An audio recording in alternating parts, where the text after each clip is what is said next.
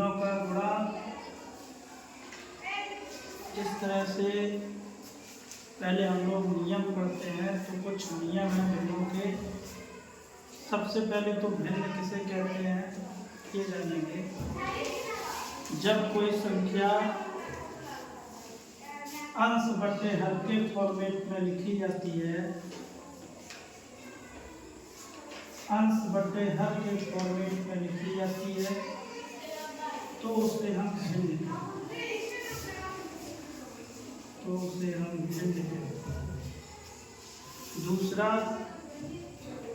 यदि कोई संख्या p बटे q के रूप में लिखी जाती है, p बटे q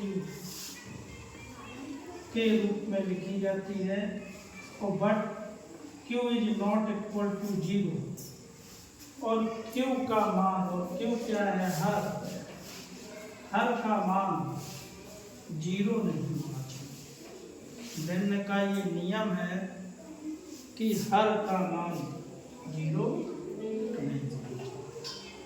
तो जो संख्या p बटे q के रूप में लिखी जाती है वो भिन्न कहलाती है, और ऊपर वाली संख्या जो होती है वो अंश, और नीचे वाली संख्या होती है वो अंश। अब भिन्नों का गुणा, तो दो भिन्नों का गुणा, दो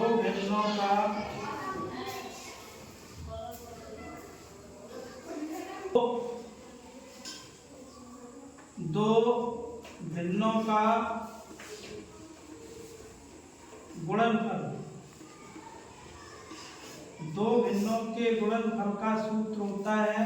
एक नियम आपको याद रखना है कि अंशों का गुणनफल, अंशों का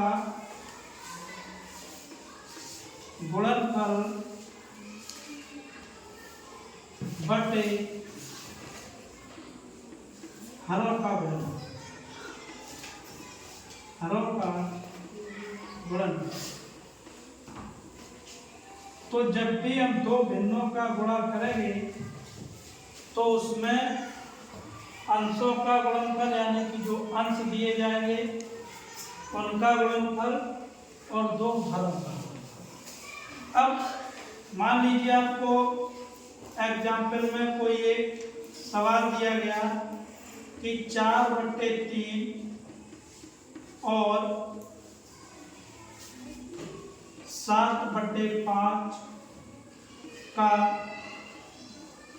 गुणा कीजिए। मान लीजिए ये आपको कोई एक एग्जाम्पल है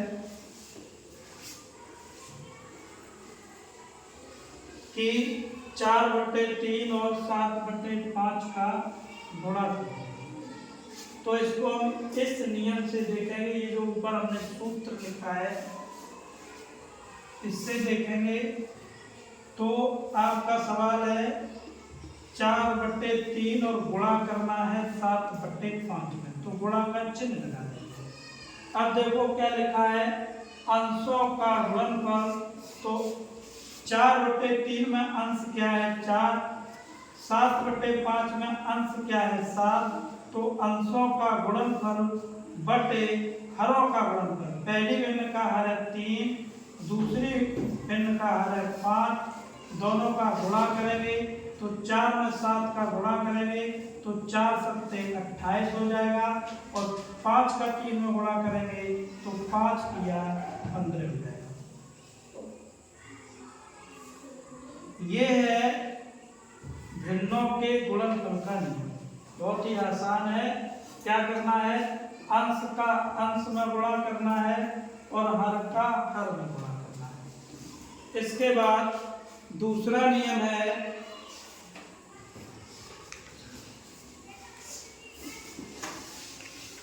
दूसरा नियम है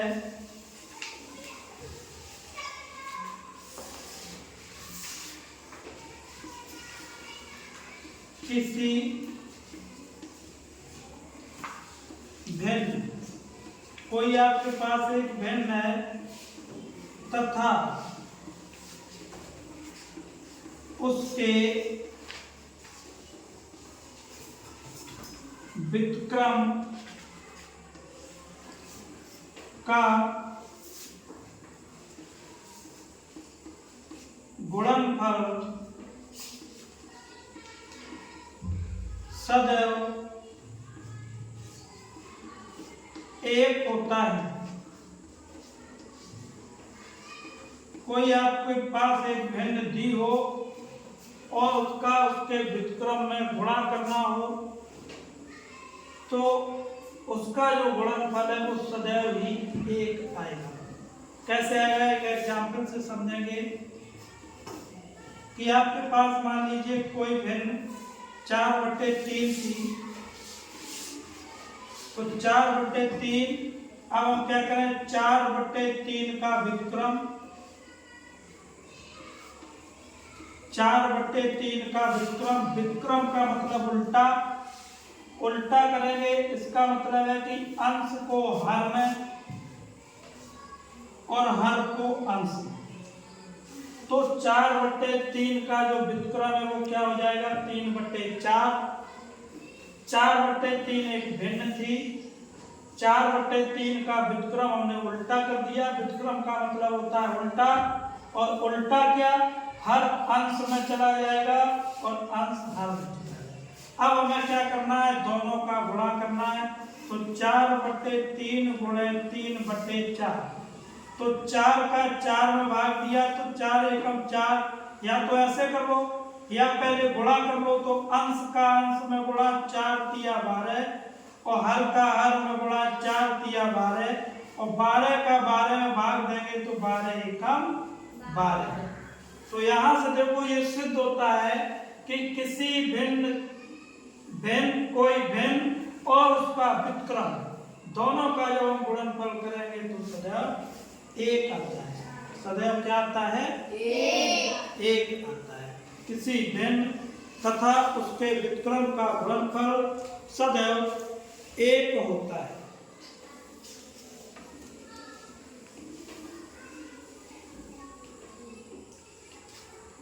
अब इसके बाद जो आपका अगला नियम है,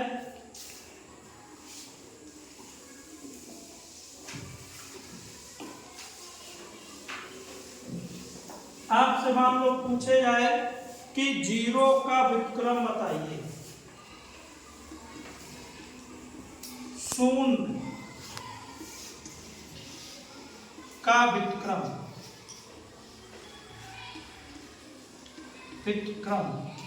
तो 0 का व्युत्क्रम जब भी आपसे पूछा जाएगा तो 0 का व्युत्क्रम जो है वो परिभाषित नहीं है। 0 का व्युत्क्रम परिभाषित नहीं है, ये अपरिभाषित होता है। 0 का व्युत्क्रम, जैसे मान लो कोई एक संख्या लिखी है 0 और 0, अब इसके बट्टे में कुछ है नहीं, तो इसके बट्टे में मान लो अगर हम 1 ले लेते हैं और इसको उल्टा करते हैं तो 1/0, और 1/0 का मान होता है अपरिभाषित। अपरिभाषित, इसको हम लोग कहेंगे अपरिभाषित, मतलब ये परिभाषित नहीं किया जा सकता, क्योंकि ये चलता जाएगा चलता जाएगा चलता जाएगा चलता जाएगा। तो 0 का जो व्युत्क्रम होता है, 0 का जो व्युत्क्रम होता है वो क्या होता है, परिभाषित नहीं है। और परिभाषित नहीं को दूसरा हम लोग कह सकते हैं अपरिभाषित। अपरिभाषित, तो एक तो आपका हो गया कि अंश एक किसी भिन्न और उसका व्युत्क्रम का गुणनफल सदैव एक होता है। दूसरा आपका हो गया कि 0 का व्युत्क्रम परिभाषित नहीं है। तीसरा है कि यदि हम भिन्नों का स्थान बदल दें,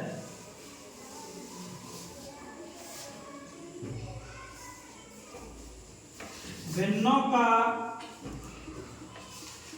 ये तीसरा नियम है, भिन्नों का क्रम बदलने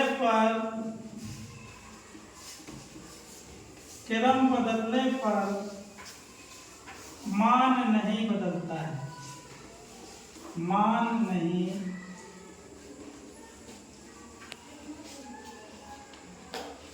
बदलता। हम कोई भी दो भिन्न लें और यदि हम उसका क्रम बदल दें तो उनका जो मान का मतलब है गुणनफल, तो उनका गुणनफल नहीं बदलेगा। जैसे हम एक एग्जाम्पल लें,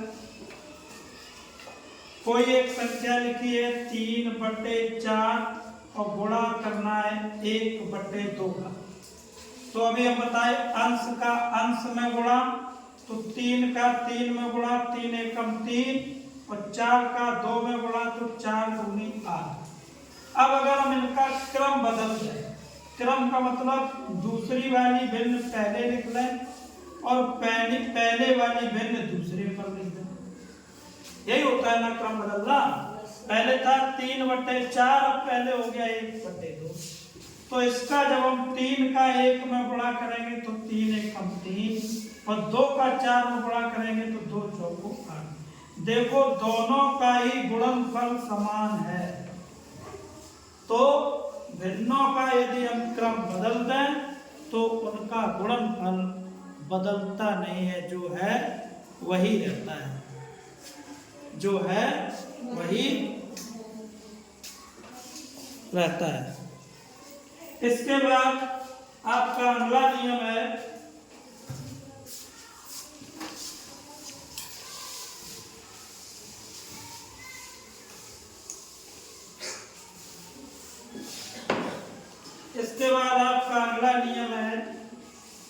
नंबर 4,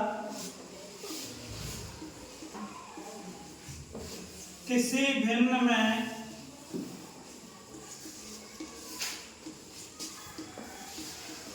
एक का गुणा करने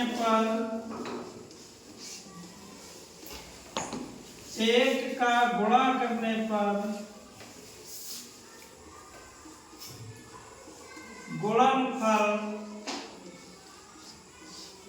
वही भिन्न रहती है, वही भिन्न रहती है। तो एक एग्जाम्पल से समझेंगे कि आपके पास कोई एक भिन्न है 3/4 और इसमें गुणा करना है 1। अब इसका अंश तो है लेकिन हर नहीं है, तो हमने हर भी मान लिया 1 होगा। किसी संख्या के बट्टे में अगर कुछ नहीं, किसी संख्या का अगर हर नहीं दिया गया है तो उसका हर सदैव 1 होता है। कितना होता है? 1 होता है।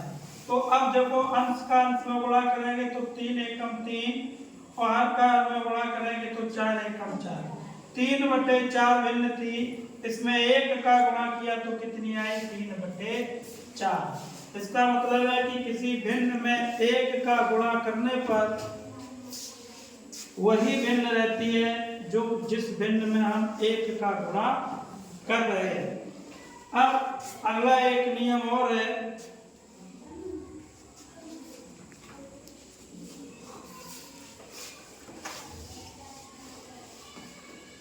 किसी भिन्न में 0 का गुणा करने पर गुणनफल, किसी भिन्न में 0 का यानी कि 0 का गुणा करने पर गुणनफल सदैव 0 रहता है।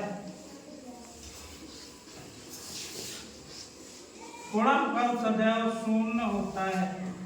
किसी भिन्न में कोई भी आपको एक भिन्न दी गई है, मान लीजिए 1/2 कोई भिन्न है और उसमें हमने 0 का गुणा कर दिया, तो किसी भी भिन्न में 0 का गुणा करने पर गुणनफल सदैव 0 रहता है। गुणनफल सदैव क्या रहता है? 0 रहता है।